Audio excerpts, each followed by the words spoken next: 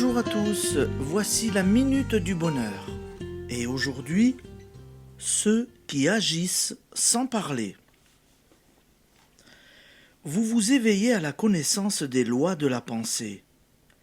Vous constatez déjà les bienfaits que leur application vous procure. Conscient maintenant que tout pourrait être plus harmonieux autour de vous, vous souhaitez éclairer ceux avec qui vous vivez. Imaginons une femme dont le mari ou les grands-enfants, par leurs pensées de limitation, de mauvaise humeur, créent l'échec et la discorde. Que ferait-elle? Elle agira sur eux dans le silence, parce que c'est l'étincelle de la force créatrice qui est en eux, leur moi réel, invisible, parfait, qu'il faut libérer des entraves des pensées erronées. Comment le corps parle-t-il au corps?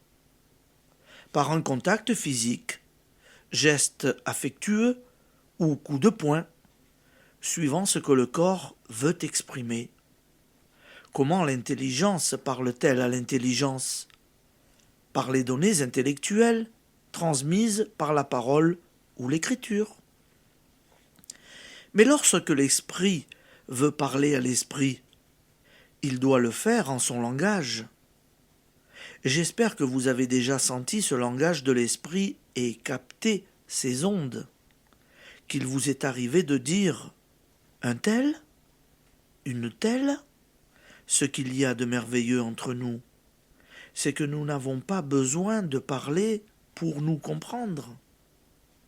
C'est là le langage des grandes tendresses, le message qu'échangent les êtres qui s'accordent parfaitement.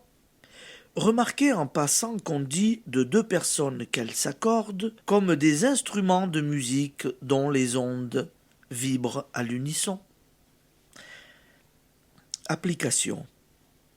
Il se peut que vous avez des difficultés avec quelqu'un de votre entourage. Dites-vous bien que ce dissentiment n'est qu'apparent.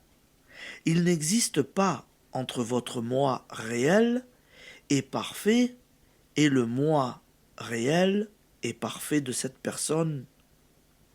C'est cet accord en esprit qu'il vous faut silencieusement affirmer afin qu'il se manifeste visiblement. Merci et bonne journée à tous. À demain.